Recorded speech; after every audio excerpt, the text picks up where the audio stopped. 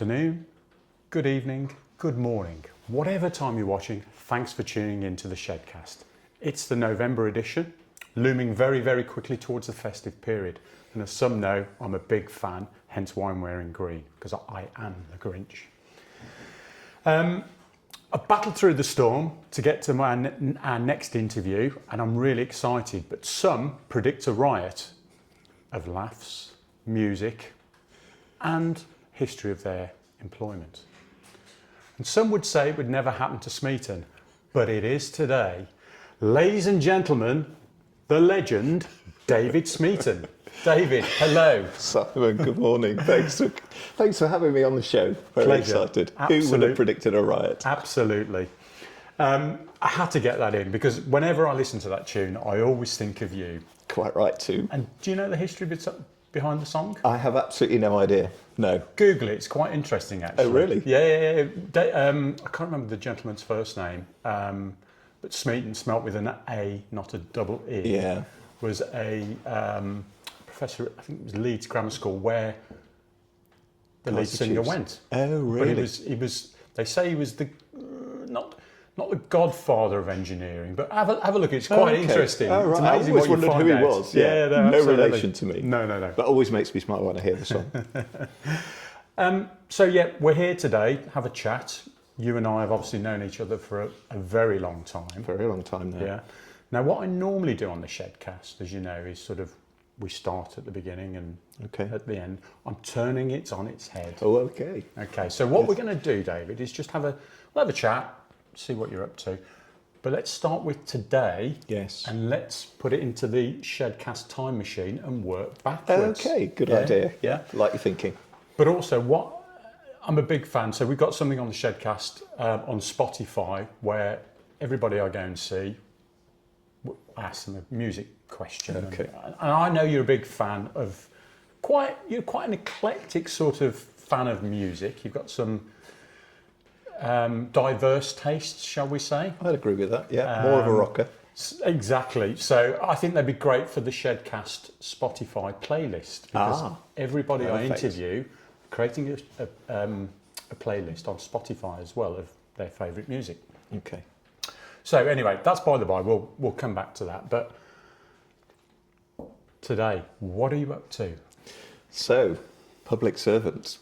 Public servant. Who'd have thought it? Who'd have thunk it? Who would have thought it? Who would have thought it? So, stepped out of corporate back in 2020. I mean, it seems extraordinary that we're already in 25, rapidly approaching 26.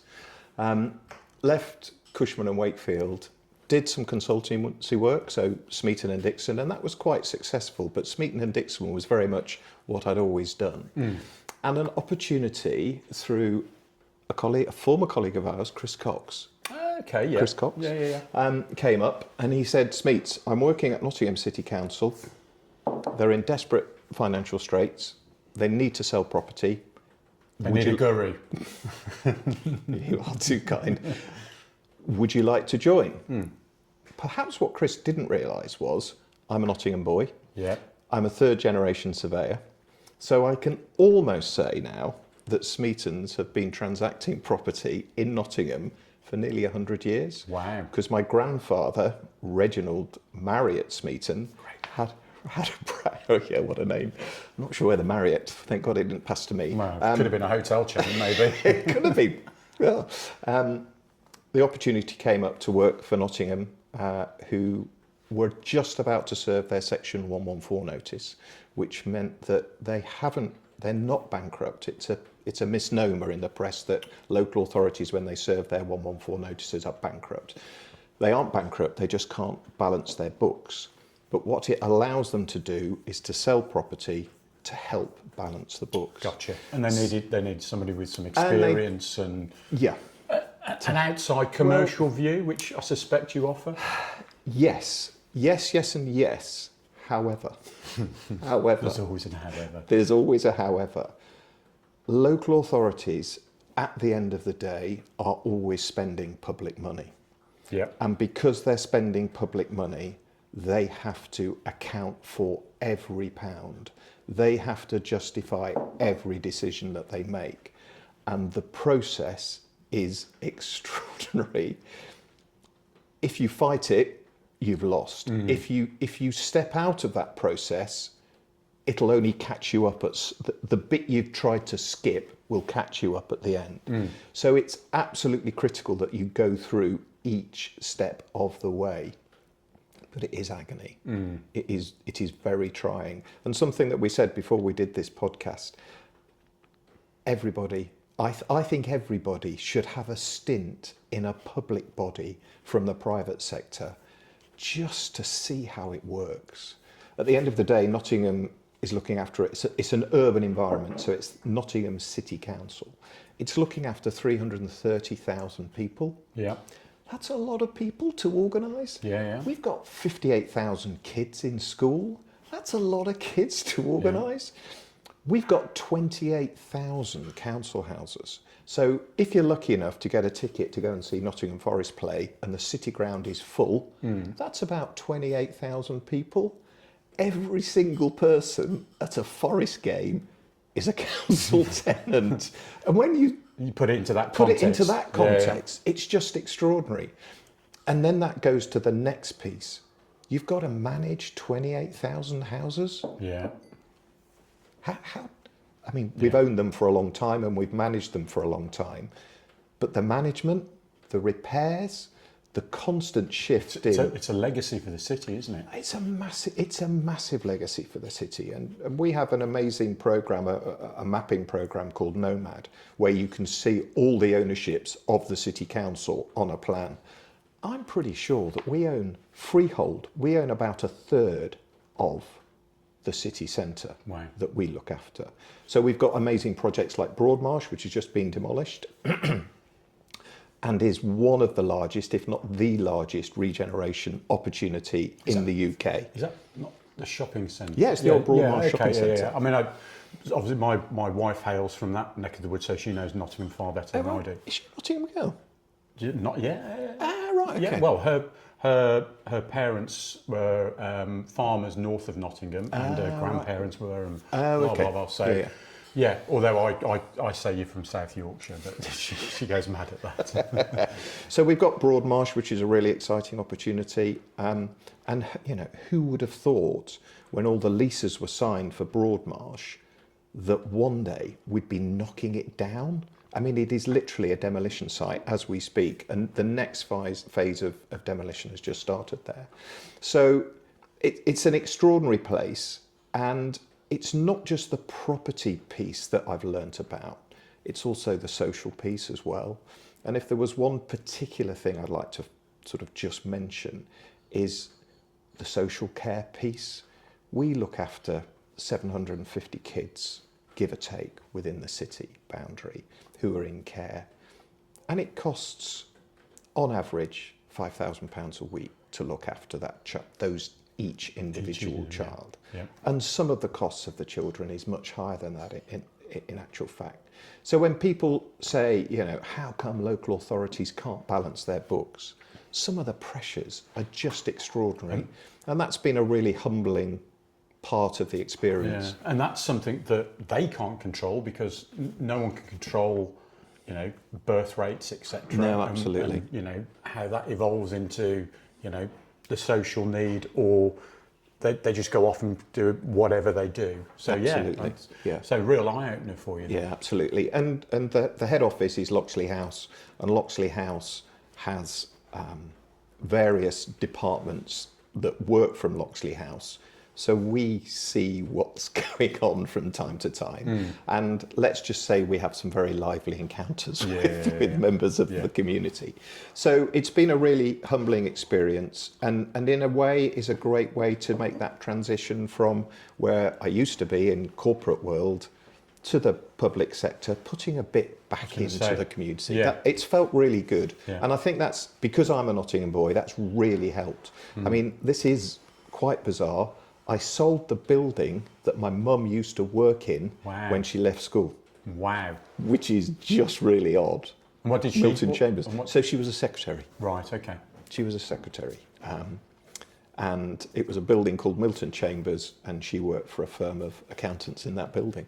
So when I How said, the "Oh, world Mum, goes round. I said, Mum, I'm selling this building," she said, "That's where I used to work." Yeah. So yeah, it's been It's quite amazing, extraordinary. like the slide. It's like here. So this is always the area we're here today, Kings Bromley. That's where my mum went to as an evacuee during the war.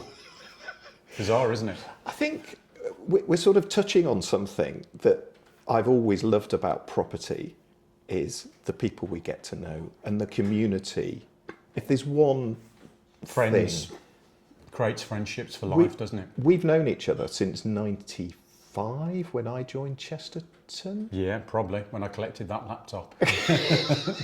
At least '95, if Yeah. not earlier. And we're still here. We're still friends, and that community is very rich. And it's been, the whole career has been such a positive experience. It's been amazing. Oh, superb. No, but I'm really, you seem very emotional about the role. Yeah. You're not just doing it because No. you want to, it's a No. job. You've really bought into the whole piece Very much there. so. And I can see that. The way I sort of explain it, on a Friday night, I'm able to close my laptop and not think about work. And on Sunday night, I'm thinking, oh, I'm going back to Nottingham tomorrow. Oh, I've got to do this and got to do that.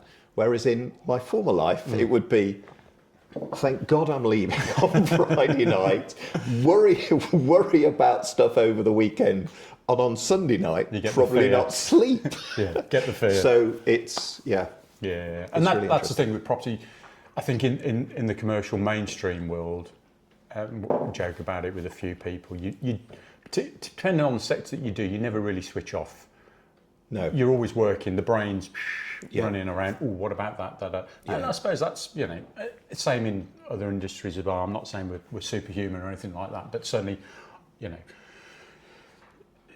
you do get ensconced into it because I think you have it's like a responsibility to deliver.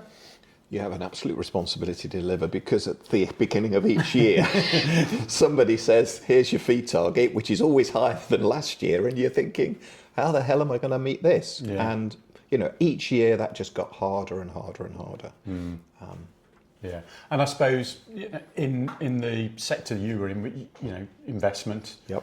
It is a younger man's game. Is that fair? It's absolutely a younger man's game. Yeah.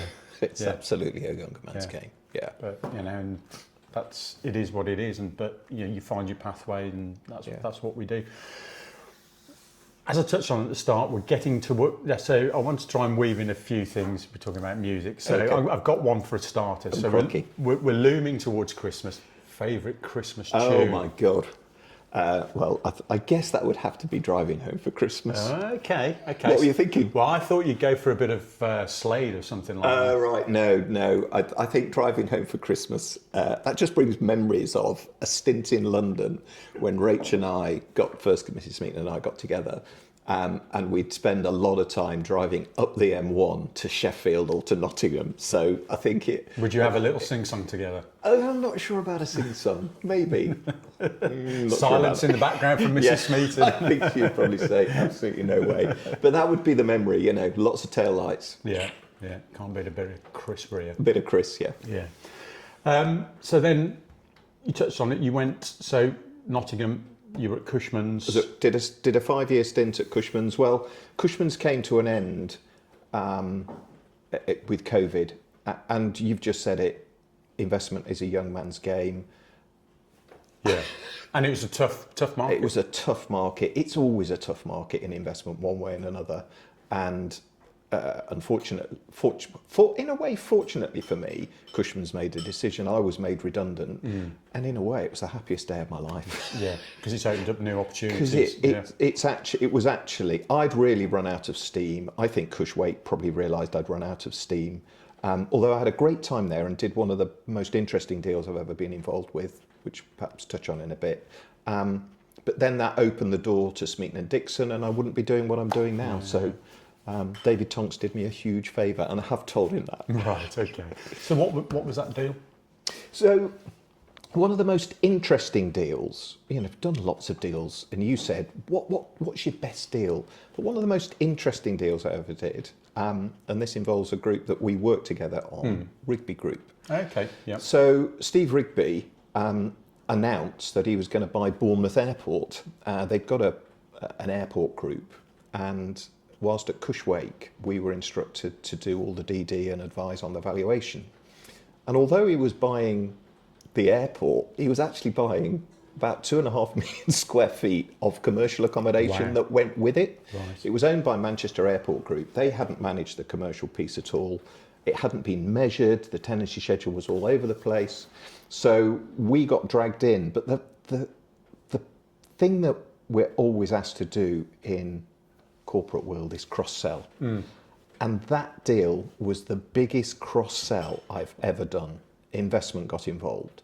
The finance guys arranged the finance. It was 62.5 million quid. So It's not something you're going to have in your back pocket, is it? No. absolutely. So to actually persuade Steve Rigby to get some advice on finance was a big win in the first place. And the finance guys did it. The shed guys got involved. The office guys got involved. Building surveyors got involved. Planning got involved. Office agents got involved. And I think we might have done a bit of rating as well. So it was, Yeah, it was almost across the everybody piece. got involved. Yeah. So that was, in many ways, a fascinating deal to do. I mean, one of the Herding fascinating... cats, probably at some point. People were okay, actually, because it was so big. Right. People wanted to be involved, so that was okay. But fascinating on all sorts of levels. When you go to the sheds that held the Falcon jets that did dummy runs over the Channel and the Irish Sea for RAF planes to intercept. Okay. And when you went into their hangar, there were some drones, sort of like a torpedo, maybe the length of this table, with holes in them. Wow. Okay. That was for the live firing exercise. Oh, right. So straight out of Top Gun. So it was, it's fascinating. So What would be your Top Gun call sign? Oh, crikey. Smeet dog. Yes, Smeeters. Just Smeets. Just Smeets. I can see it on your helmet. Yeah, just Smeets, I think. Yeah. So that was the most the most interesting and very satisfying deal to do. But the biggest deal that I have to say I enabled, but didn't really transact, that was down to Chris Bampton, Craig Satchwell, was when we bought Brinley Place. Yep. And that was when you were at Colliers. And that's when we were at Colliers. And that was a bizarre situation. So, as you remember, we moved to Brinley. We took the top floor of 11 Brinley Place. Yep. And Gary Taylor was always grateful because we were the first letting in that building. And it's a building that's really struggled. Yeah, it was on the edge, wasn't it? It was on the edge of Brinley, but the space, I think, worked for us really well. Only Great just views, moved out. yeah. Great views, top floor, smashing building. As a sort of reward for taking that space, Gary gave us the opportunity to value it. So James and Simon Yeah. did the valuation. Yeah. And I was literally, bizarrely, driving back into Nottingham, taking my mum home on the 453, heading into Nottingham by the power station. And I had a call from Gary Taylor about 7:30. And he said, David, you know this valuation that the guys have done on Brinley? Do you think it's right? You kind of think. Yes, Gary, of course, Yeah. they know what they're They're doing. professionals, They're yeah, professionals, top yeah. of their game. We got the figure right. He said, yeah, it's 185 million. He said, at that level, I don't think there's any point holding it. And it's sort of cars starting to go all Headlights over. coming I'm towards thinking, you. Gary, you're talking to an investment agent. Don't tell me that you are thinking of selling Brinley Place, especially when the lovely team at GVA had done all the work on it. Yeah. And he said, you've got one phone call. Wow. I said, just say that again really slowly. He said, you've got one phone call. If you can get someone to £185 million, you can buy it. And of course, my dear old mum, who's just looking at me, just wondering Gets a black book out. wondering what the hell's going on.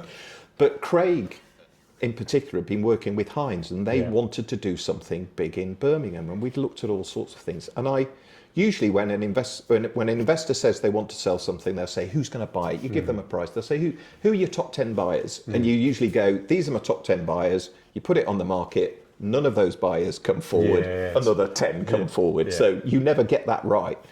But I just knew that Hines would buy it. So one thing led to another, and we did the deal. And I think that is still the largest ever office deal. Well, in it the wasn't UK. just off. Was it just Well, off? it was. Well, it was principally. Principally was. It included the car park, the Costa Coffee, and the Crescent Theatre. But it was just an office deal. Core office. It was deal. core office deal. Yeah. So I think that is still the biggest office deal that's ever been done in a UK region. And of course, office market being as it is, won't be repeated. Yeah, no, So super. yeah, that was a spine-tingling moment, Okay. and it actually happened. So yeah, that was something to That's be proud yours, of. yeah, your utopia moment. Yeah. But I mean, you're not a one-trick pony, are you? You're because and it follows on from what you do at Nottingham. And it's also the sector that you do. I know, like you and Bamps work together, and Yeah. Satchwell. To be an investment owner, you have to be Yeah, a bit of everything. a bit of everything, don't you? You You've d- got to you pull do. the strands from different Yeah. sectors. You and I work together on Well, Imperial. Imperial Park. Yeah. Yeah.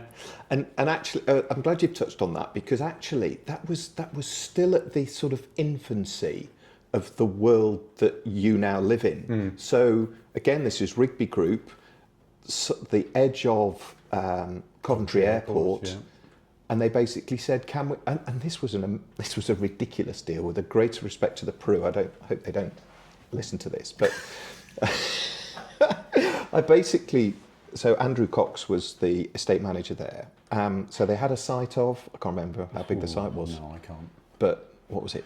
Three buildings. So it's half. It was 500,000 square Half a feet, million wasn't it? In square three feet. buildings. Yeah. Yeah, okay. Anyway, I basically said to Steve Rigby, no, they'd never done anything like this before.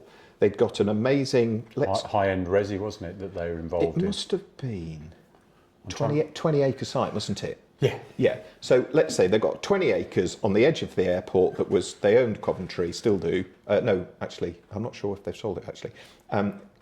20 acres, can we do a spec shed scheme? Or can we do a shed scheme here? And I said, yeah, absolutely. We can do this. What we need is a tame investor who will just bankroll you. And we bankrolled that fully spec with the Pru for 6.25%. Now, clearly the market's moved significantly since then, but we probably did it off rents of 650, 7 quid or something, 650 something. Yeah, I don't think it was, from memory. It wouldn't be higher than that, No, would it? it was late sixes on the small building and then early sixes on the bigger one. Yeah, and I have to say, I didn't do the deal. Richard Walsh did the deal, Yeah. much to your chagrin. That's another story. But we did the deal with the Pru, 25.5 million quid, and it was really like falling off a log. It was quite easy. The wasn't it? funding Yeah. was really easy. The funds were just starting to build up their shed portfolios. And the big issue with it was Steve Rigby thought that every single property deal should happen like that. And they simply don't. It was almost the another perfect Smeaton deal. moment, wasn't it? Well, it was almost the perfect magic. Do deal. they call you the magic man? No, of course they don't. That was almost the perfect funding deal. Yeah. It was ridiculous. Led to some internal arguments over fees, inevitably, but that was almost Yeah, the we got it perfect done deal. and everyone was happy and we all got But it we all was, got our coin out. yeah, of it was. So, That was an interesting one. yeah. Really interesting. Yeah, and I suppose on that, where certainly what's happening at the moment in the investment market, you talk about M&G and the whole money market has changed phenomenally, hasn't it? Yeah, so yeah. certainly Yeah. my sector, Yeah. a big deal would have been like the Imperial Park. Oh, yeah, absolutely. It's now platforms. Absolutely. The behemoths of capital are out there, the Yeah. Blackstones, the BlackRocks, Yeah. and all the other. And actually, that's a world I've lost touch with completely. I mean, it is all about global platforms. So you don't do individual property deals. You buy REITs. Yeah. Was it UK REIT that's traded recently? Has that actually deal happened, or it's about to happen? I'd have to check on. Yeah, that. yeah, I don't know either. But I just see the headlines, and that whole world has changed. Scale. It's all And about scale. the scale is extraordinary. But there was a fascinating Colliers webinar where they were somebody from GXO. No, it was Paul. It was, sorry, your last webcast with Paul, when he was talking about the sophistication of the American market compared with our market. And there was a ratio he mentioned. I can't quite remember what the ratio was, but the amount of shed space per person in the US is, say it's 8, and for us it's only 2 or something. And it just rather suggests that this market hasn't come to an end by any stretch of the imagination. I'm not sure if I've got those ratios right. Yeah, I know what you mean.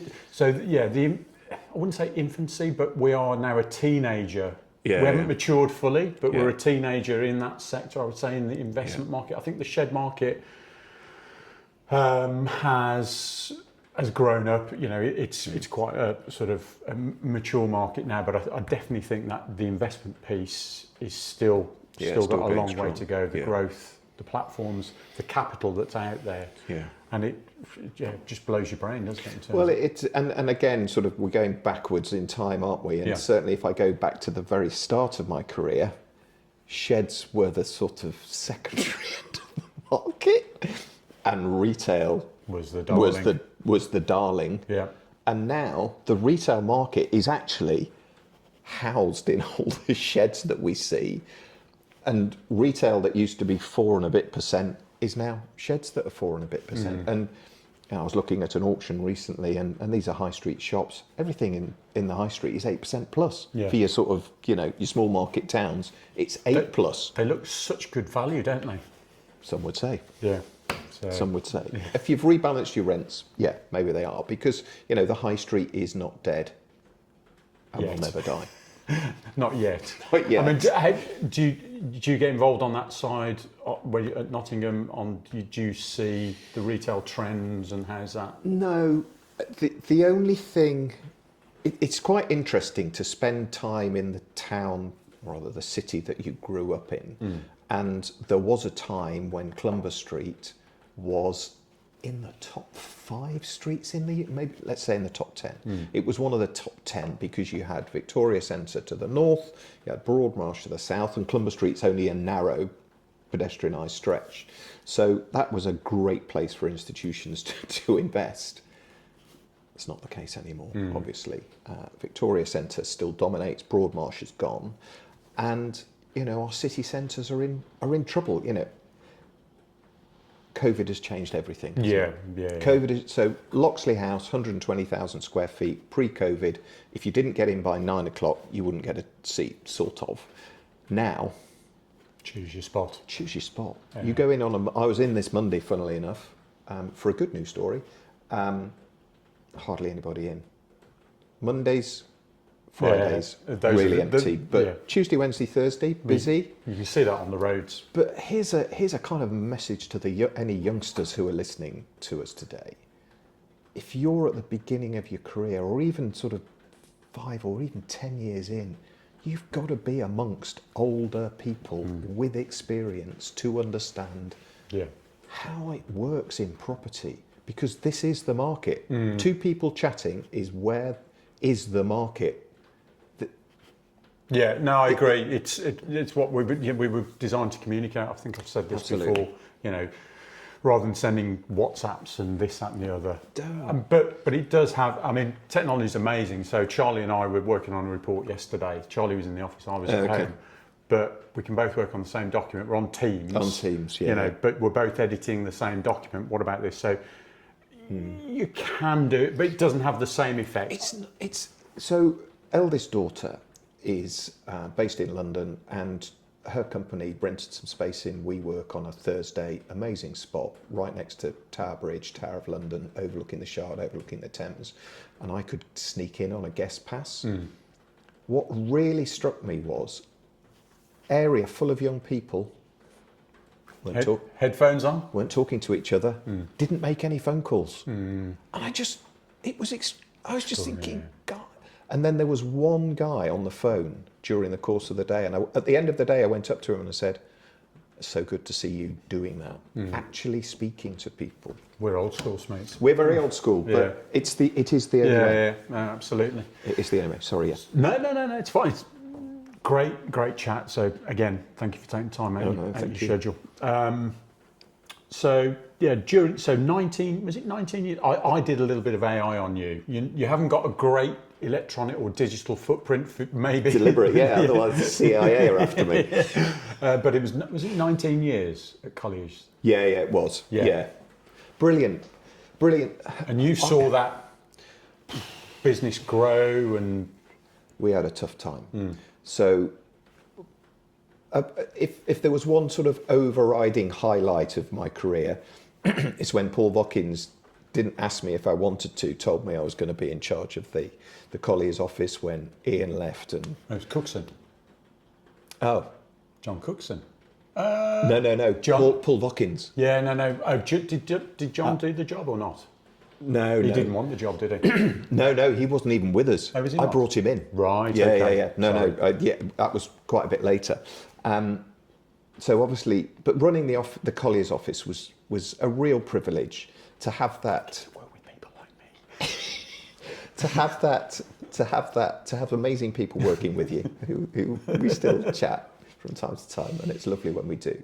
That was a great privilege, But it's a big responsibility as well. It was a big responsibility.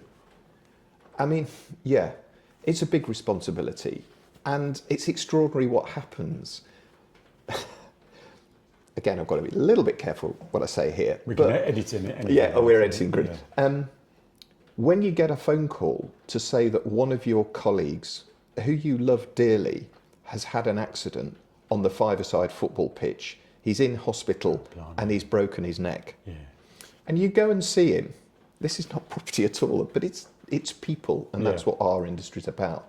And you're pushing him in a wheelchair through Coventry Hospital, and he's got the whole neck screws in his Frankenstein moment. Yeah. And as you're wheeling him, everybody's going. And he's chatting away. He's okay because he can't move. You just don't know what's around the corner, do you? You just don't know what's around the corner. But it was a great privilege, and I really enjoyed doing stuff. Did quite a lot of public engagement. Did quite a lot of charity stuff as well. Just, it was great. So it's an ambassador role, isn't it? I think it is, and I don't think, so two things.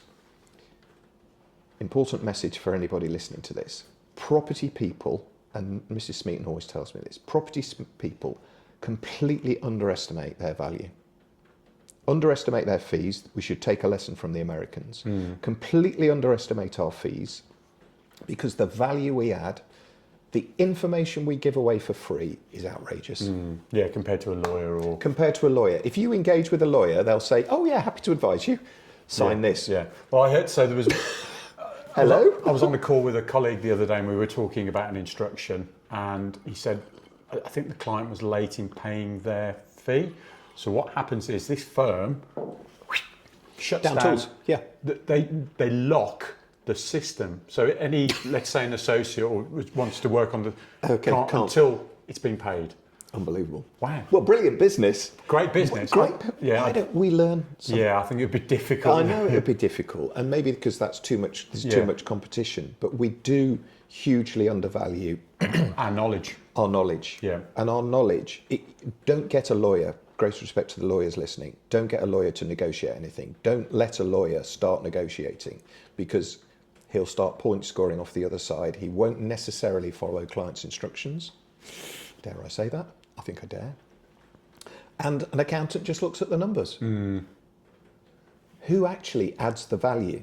Okay, you've got to get your contract. Well, it should be a team, shouldn't it? But everybody should stay in the lane. Yeah, absolutely. Yeah. But we, as I say, we undervalue. Quite pivotal. We undervalue our knowledge. Yeah. And property's so important. You go back in history, and it's all about land. Sorry. No. Again, you don't have to apologise. I didn't expect to get this deep. Oh, okay. No, so it's really good. I'm intrigued. I'm going to go off piste a little bit. I'm going to chuck a music question out there. So, what was the last gig that you went to? So Deep Purple. No, actually Deacon Blue. Oh, was it? Yeah, Deacon Blue. So There, being a bit of a sailor. Yeah, that was one of my other. Okay, we'll yeah. touch on hobbies in a Yeah, bit. okay, yeah. Dignity, Deacon Bloom. Yeah, great song. Amazing song. And you're by a canal, we live by a canal, and there was actually a boat, a canal boat that went by during the summer, Dignity, and it got the words to Dignity as well. Really? Paint job, yeah, Yeah. lovely. So, yeah, Probably- special. And where was that? Where was the gig? Because are they on the? Oh, it was in London. It was London. Okay, Yeah, they're still Wembley. trading well Still into. trading, and they were great. Yeah. You know, how long have they been together? 30, 35 Yeah, I years? remember don't know. as a teenager. It's got to be. Yeah, yeah. There's a man outside. There's a man I know. Man I know. Walks yeah. down our street. That's That's it, Dignity. Yeah. Yeah, go on. Okay. And but there is, I know, there's an underlying, and I touched on it at the start. There's an underlying rocker in Smeets. There's very much an underlying rocky. Yeah. Yes. So who is your favourite? So that's a tricky question to answer, but bizarre set of circumstances here in Olra. The next village up from us is Fradley. We have had two global superstars. Might be a bit strong, but Ian Hill, Never. Heard of Judas Priest, it. Okay. Wow. founder member of Judas Priest, might walk past us any minute. Yeah. Bizarrely, Billy Duffy, lead guitarist from The Cult, Right. moved in two doors I down. told you it was extreme in terms of the music. I have interviewed for Olra Radio for the Arts Festival, Yeah. both of those gentlemen. Billy I got to know quite well. He doesn't live in the village anymore. And Ian, we don't see him very often because he lives on the road. Right. Still, as a 70-year-old bloke. Yeah. And if you were to meet Ian Hill and be told that he toured the globe, God knows how many times, played at concerts in front of 250,000 people, you wouldn't believe it. He is so unassuming. It's ridiculous. But anyway. But I yeah. always find that straight because, I mean, we live in an Instagram world now, etc. So I'm not the sort of person, even, there's a couple of people I'd probably go up and go, oh, hello, can I meet you? But I'm in awe of these people, what they do as artists, etc. But they are just normal human beings. They are just, Yeah. so it was really weird when Billy Duffy came in to do his interview. He got an envelope with him. And I thought, oh, he's brought a signed photograph. He didn't need to do that. Anyway, he came in. With love to Smeets. Yes. No, he came in and opened this envelope and put some sort of legal document in front of me. Right. I think it was his will or a contract or something. I don't know what Yeah. it was. He said, can you just sign this for me, David? I said, yeah, are you sure? He said, well, you can write, can't you? It's bizarre. Wow. So, yeah, they are just normal people. And their business, just as our business is property, sheds, investment, their business is playing the songs that they've written. And Yeah. they're wandering minstrels. They are the medieval wandering minstrel, and they tour the globe. It's amazing. But you're a big AC/DC fan as well, aren't you? Haven't seen AC/DC, but did see Iron Maiden, and Deep Purple last year. Yeah. Yeah. So, And any more planned? well, Judas Priest are playing. So Bloodstock, aptly named, which is a big heavy metal festival at Catton Hall just across the way. Judas Priest are playing the Sunday night, so I'll be going to that. Do you do all the face painting? And no, okay, fine. Tones.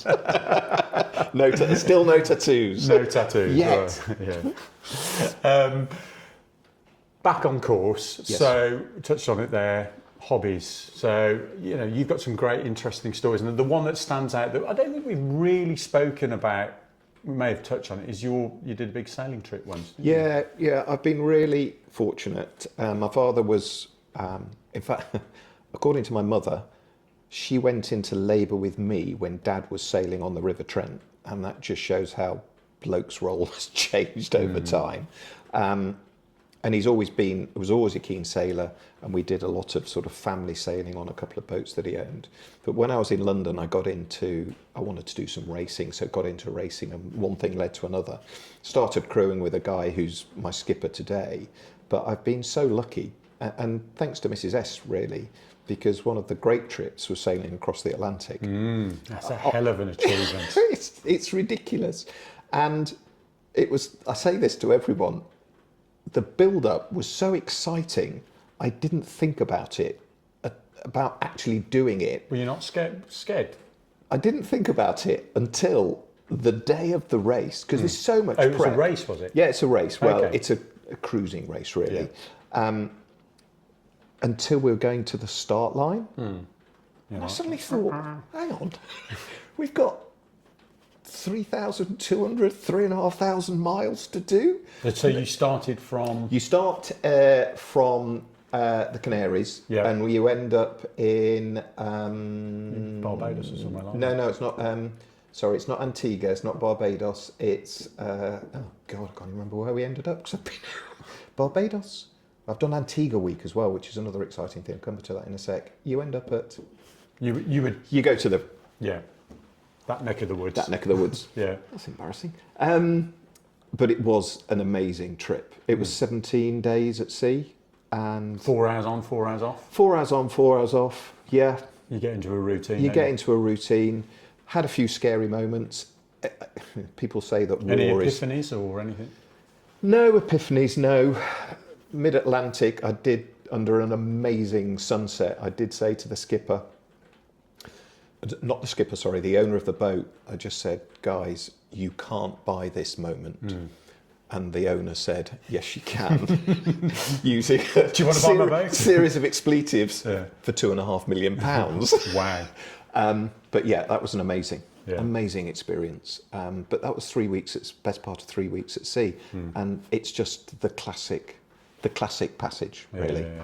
But yeah, real privilege. And you did Antigua as well? And sorry, yeah, and again with the same skipper, we got the opportunity to. I always wanted to do Antigua week. You know, if she's sort of cows, but A lot warmer. a lot warmer. And we did it on a boat called the Fast 40. Right. It was called the Fast 40 for a reason. Clues in the title. And we were regularly doing 22 knots. Wow, that's some going on. So on a sailing boat, doing 22 knots is really motoring, particularly when it's 40 feet long. So yeah, so I've been really blessed. It's been great. Yeah, that's superb. And now I know you're I'm a big stalker on Strava. I know you're a big cyclist. I've loved my cycling. Yeah. As a kid, you know, that was the freedom. Even as a sort of 5 or 6 year old, certainly as a 6 or You 7 could go year out old. there then, couldn't you? You didn't have the traffic. I was always on my bike in the evenings playing with my friends. I had some adventures as a sort of 12, 13, 14 year old as well. Adventures from Nottingham into Wales, up to the North York Moors, back to Wales, three summers on the trot.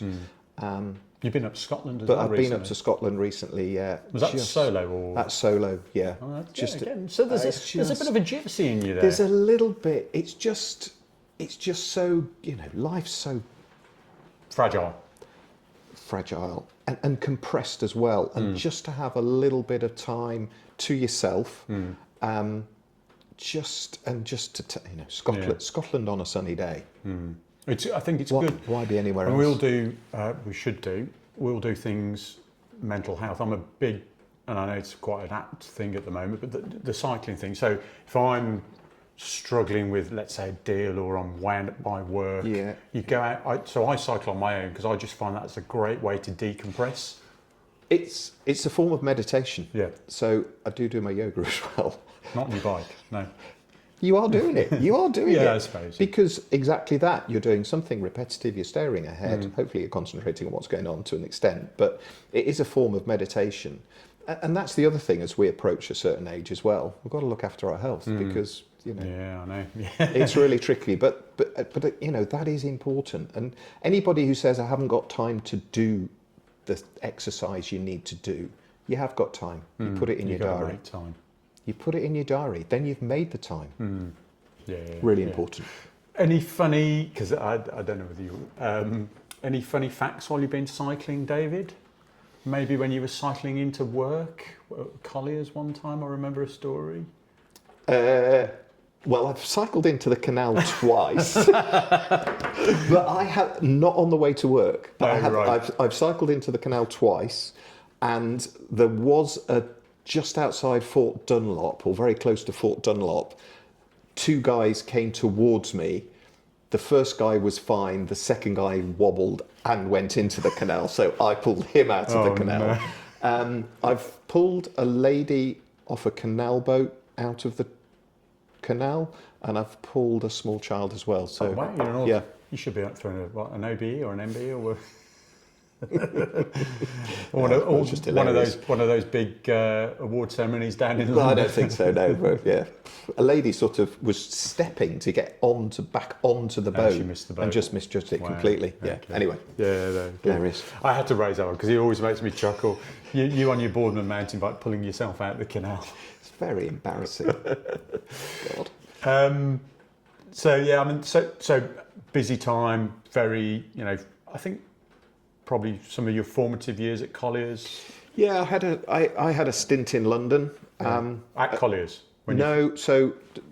Before then. Or? Yeah, so as an undergraduate, I had, and in a way, my career is kind of finishing where it started. My first job was a six weeks at Healy and Baker. Yeah. On George Street. So who bought Healy and Baker? Cushman and Wakefield. Oh, did they? Right. Yeah. Okay. So I started Yeah. 6 weeks with a crazy guy called Fraser Westbrook, and finished at Cushman and Wakefield. But then my second undergraduate holiday was Jones Lang Wootton Yeah. in Hanover Square, where there was a young thrusting associate called Tony Harrell. Right. So I've known Tony, just to emphasise how small our world is, I've known Tony ever since I started in property as an undergraduate. And how did you get because of your father? Do you think, or Yeah, I had a bit of time. I sort of had a bit of time off between school and college. I worked at the City Hospital in Nottingham as an auxiliary nurse for 12 months. A stepsister had done it, and I just thought that'd be a good thing to do. So that was really interesting. I worked for Barclays Bank for a bit, hated it, and then just went to college, did estate management, and never looked back. yeah? I think property's been brilliant. I don't know what I would have done if I hadn't done property. No, I don't. I'd never. Once I started, I wouldn't have done anything In terms else. of your other skill set, you're not. Are you practical person? Ish. Yeah. One of the worst Christmas presents I ever got from Mrs. Smeaton was a toolbox. I wasn't quite sure what she was expecting me to do with it, but anyway, I'm okay on the DIY front, but not brill. But yeah, I don't know what else I would. Yeah, have it's done. funny how you drop into. It was suggested to me by my mother, going to an estate agency, which I suppose what I did, and she said property. Yeah. I remember going to the careers guy at school and said I want to be a chartered surveyor, and he went, I haven't got a clue what you're talking about. But there's the RICS's address, right. and write to them. So which I did, and did some research myself. You didn't have computers then, etc. So you had to write to them. But yeah, Okay. so it's, yeah. Yeah, I think the only message I got from my grandfather, who died when I was very young, to be honest, and it was a message he gave to my father, and he always said, never do, got to be careful how I say this, don't deal with the general public, or don't have a role that involves the general public. And obviously, the profession we've gone into is very much a profession, where you're dealing with fellow professionals. Okay. Nice. You might want to edit that bit out. Yeah, that's superb. So, fantastic, some great dits, some great stories, very, very interesting bits I've learnt today that, how long I've known you, I didn't know. Still chuckle about the canal thing. What's your so I'm going to, again, music, power tunes. So has that changed, do you think? Has your... No, you've always been I go back. So it all started with the Sweet Ballroom Blitz. Yeah. Okay. And as soon as I heard that, that was it, really, always on the rocky side. And She Sells Sanctuary is, by the Cult, is just... So would you say that's your power tune? I think so, yeah. Definitely. Okay. Well, we'll add it along with Chris Rea to the Good. Spotify playlist. Good. Thank you as ever, David, for taking It's an absolute pleasure. time out. Tea was amazing. Good. And I wish you well. I mean, what's the plan? Is there a plan? So I'll be 65 in 22 months' time. I'm free for the party, by the way. It's only a number. Hold that thought. It's only a number. 60 was a problem. I'm okay with 60. 70 might be tricky, but I'm going to keep working to 65. Yeah. I'm doing 5 days a week, but I've discussed it with Rach, and I think just a final message. You need to do something, don't you? I think, final message to folk is, it's really important when you start your career to plan your route. Middle of your career, keep planning. the most important planning you do is actually at the end, because that's a really tricky transition. And Because it's very easy. As we said, it's a young property is a young Yeah, person's game. There's absolutely. people, it's a machine that's bringing new talent up. You know, I've seen others, they'll remain nameless, but I've seen others propping up bars, chuntering about the past. If I was propping up a bar now, I'd be saying, it's been a blast, I'm still having a blast, but 65 might just slow down a bit Yeah. on the work front. But you've got to think about it really carefully. Yeah. Okay. But no, it's been good. Wise words. Thank you, David. It's my pleasure. Amazing chat. Very, I've very really enjoyed interesting. it. Keep up the Shedcast, I will because I try. love the Shedcast. Bless you. I will. Yeah. Okay. But, once again, and if I don't see you before, have a great Christmas. And you Love too. to the family. Love to Caroline. Yeah. And we'll catch up shortly. We will. Brilliant. Cheers. Thank you very much.